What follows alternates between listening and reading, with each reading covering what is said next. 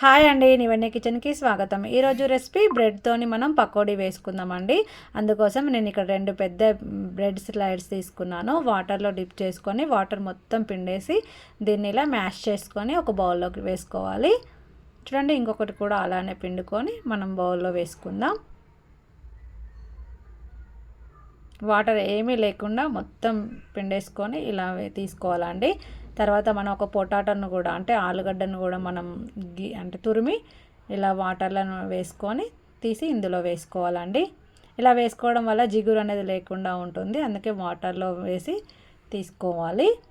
తర్వాత ఒక పెద్ద ఆనియన్ కట్ చేసి తీసుకున్నాను. తర్వాత పచ్చిమిర్చి, కరివేపాకు, కొత్తిమీర, రుచికి సరిపడా సాల్ట్, రుచికి సరిపడా కారం. తర్వాత ఇందులో 1 టేబుల్ స్పూను బియ్యం పిండి, 2 నుండి 3 టేబుల్ స్పూన్ల మైదా పిండి తీసుకొని ఇవన్నింటిని బాగా కలిపి పెట్టుకోవాలి. చూడండి, చూపిస్తున్నట్టు వాటర్ ఏమి వేయాల్సిన అవసరం లేకుండా మనం బ్రెడ్తోని ఇంకా పొటాటోలో ఉన్న వాటర్తోనే ఇది మనం పిండి అనేది కలుపుకోవాలండి. వాటర్ ఏమీ వేయద్దు. చూడండి, పకోడీ కాబట్టి కొంచెం గట్టిగానే ఉండేటట్టుగా ఇలా కలిపి పక్కన పెట్టుకోవాలి. తర్వాత డీప్ ఫ్రైకి ఆయిల్ పెట్టుకొని కొద్దిగా తీసుకుంటూ మనం వేసుకోవాలండి. చూడండి, ఇలా ఒక చిన్న బాల్స్ లాగా, లేకపోతే షేప్ మీ ఇష్టం అండి. నేనైతే ఇట్లా బాల్స్ లాగా వేసుకున్నాను. ఇలా వేసుకోండి కొద్దిగా. అయితే బయట వెదర్ చల్లగా ఉంది, వర్షం పడుతుంది కాబట్టి ఇలా వెరైటీగా ఏమైనా చేసుకొని తింటే బాగుంటుంది కదా. అందుకే నేను చూడండి ఇంట్లో కూడా కొంచెం డార్క్ ఉంది.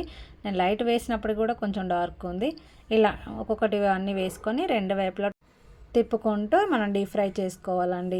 ఇవి మనం వర్షం పడుతుంది, బయట వెదర్ చల్లగా ఉంది, అప్పుడు యమ్మీగా ఇలా వేసుకొని తింటే చాలా బాగుంటుందండి.